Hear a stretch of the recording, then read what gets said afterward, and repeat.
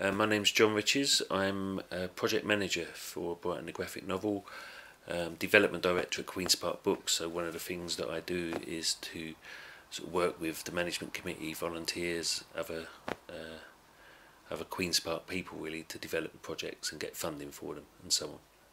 Queenspark Books were formed in 1972.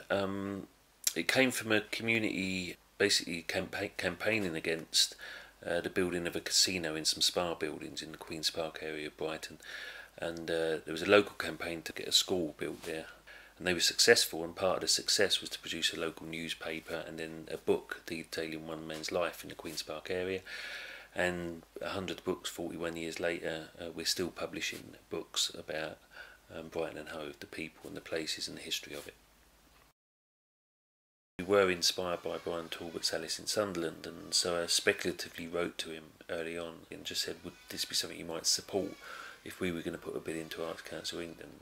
He not only sort of offered us that support, but as we went along he offered some advice on artists we might want to work with. He offered some great advice on the lettering of the book. He's offered a foreword, and he did the cover design and so on, and has been happy for us to use his name. And I think it's helped people get on board. You know, I know that some people, when they hear about the project, say, "Oh, Brian Talbot's endorsed it." Okay, we understand it's going to be quality, if you like. That's been really important to us.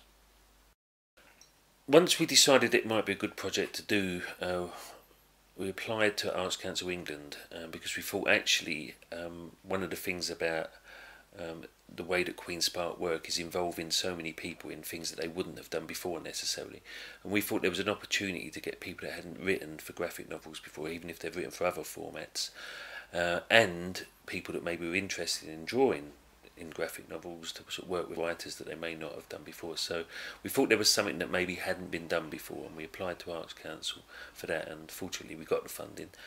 So then we sort of had to think about how we're going to do it really, and one of the first things was to get somebody on board who knew a lot about graphic novels. So we're really fortunate in Brighton to have Tim Pilcher, who we subsequently got on as the sort of editor and the lead writer, and he was invaluable in giving us advice on what we could do. But we had this idea that maybe we've got a lot of historical resources in Brighton, and Queenspark have a lot of them, both in the books and the websites that we run. So we thought if we could point people to that, and anyone who wanted to write could use some of our history as a story to create a fiction around. And so we then asked them to send it into our website with a view to maybe picking up some of those stories and those writers, to then be able to work with an experienced writer like Tim and develop their own writing skills and so on.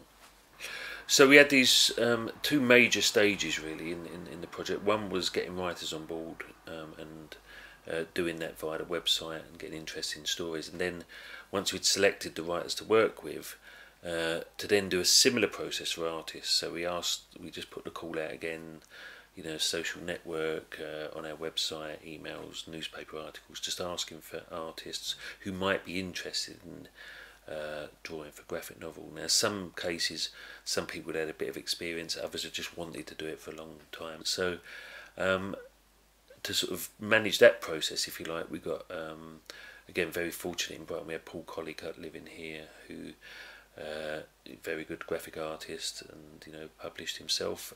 So we were able to get him on board to sort of manage that process, to be involved in selection of the artists, and to again help them to develop their skills. So I think, yeah, again we got 13 or 14 artists, more than we initially anticipated, and we were overwhelmed actually. I mean, we were overwhelmed with just the numbers of people that came in, but also the quality of the work.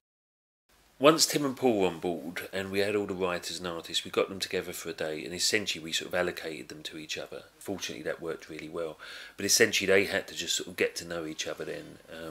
So the artists had examples of their art and the writers had examples of what they'd written, and they just had to develop that. So Tim, in the first place, because at this point they were mainly, obviously the artists couldn't work until they had stories to work from, so Tim did a lot of work helping people to sort of construct proper narrative if they hadn't really done that. In terms of what it could be for a graphic novel, it was about getting the writers to understand what they needed to write so that artists could understand it, and that was a bit of a process, you know, because obviously most of them hadn't done anything like that before. And then gradually, as they developed those stories and developed a way of passing them on to artists, then the artists sort of came on board and started to sketch things based on what they'd seen, and then gradually worked together to develop the whole thing up. And then as they were sketching, then Paul came more into it. We actually spent months actually going through that process and honing it. So it was an endless backwards and forwards process between artists, writers, Tim and Paul. The book's been sponsored various ways. We did a Kickstarter campaign where a lot of people from actually all around the world contributed to supporting the production, the publishing of the book. Early on, we also we put out that we'd like people to maybe feature themselves or a friend or family member in the book. So in exchange for I think it was £50, they got sort of mentioned in the book, but they also got their likeness drawn by one of the artists, so they appear. And I know a few people did it, to put themselves in the book just as a supportive thing, but others did it for friends and family members. And I know with one or two of them, they won't know, I think, until they get the book, because it was sort of it will be a surprise for them. So let's hope it looks like them, I guess. And in fact, actually, one of the things that's worth mentioning in terms of sponsorship is that Gemini Brighton, who are a local print company, they agreed to essentially not charge us so much because they felt that a project like this was worth supporting, and have been able to work with them quite well, because we couldn't have afforded to do it without them, frankly. We'd never done a graphic novel before, so actually we didn't know what it was really or how to do it, and until we got the funding and started the project and got people on board who did, it was hard for us to envisage what it might be. So even just in terms of the fact we got more writers and artists, we didn't envisage what, how popular it would be, if you like. But also the actual processes. I didn't know how long it would take for an artist and a writer to develop a narrative. The size of the book in terms of what it looks like, all of that stuff we didn't really know. So that's been an immense challenge. Fortunately, we've got really good professionals on board who managed to, help us in that. But I think just dealing with the form itself. We've done 100 or 101 books, and none of them have been graphic novels. So something like this has been a big step up for us. And if we are looking for something like this in the future, we would definitely want to resource it better. I think whoever's worked on this project, obviously you have all the volunteers' time, but even the paid people on this project have worked way beyond what they should and could work on for the money we pay. And I guess I didn't understand how convoluted and how deep the sort of process is and how much work it needed. So that would solve a lot of problems, because I think we could then sort of pay people properly to do a job rather than relying on their goodwill and effectively them doing it in their spare time. If somebody was going to do a similar project to this, and I'm imagining maybe it's an organisation that wants to do something about the history of the place that they live, I would say check that you have the sort of the background, and check that there's maybe some interesting enough stories to tell. In terms of other advice, I guess make sure you get experts on board, like we've had the good fortune to have, who know the art form and know how to produce it, if you like. And then you can always ask us. We're contactable, so ask us.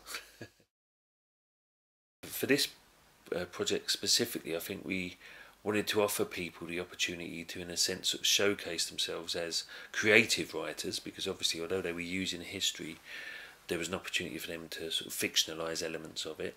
And we also wanted to offer the opportunity for artists to develop their work in sort of graphic novel form. So Queenspark books are always a trade-off. We hope that people want to develop their skills in whatever they're doing. In past projects, they've worked more on editing and copywriting, or more sort of factual historical work. And hopefully, again, that's been of use to people. So it's about them having an opportunity to sort of develop their own skills. And from Queenspark, stroke Brighton and Hove's point of view, it means that we then, get these books out there, because we wouldn't be able to afford to do them otherwise, frankly, on purely cost basis. I mean, the amount of time that artists and writers have put into this is immense. So just seeing how people, writers who may not have done that sort of thing, some artists who wouldn't have done it, how they've developed and then come up with these amazing pieces of work is really thrilling. And this last few weeks, every time I've looked at the proof, we've had little bits to check and so on, but I've just been sort of knocked out by it in terms of how people have developed and the quality of the work they produce. So I think in terms of, you know, how it looks and what it is as a graphic novel, it will sit in any graphic novel shop alongside the best of them, and so that's been really rewarding.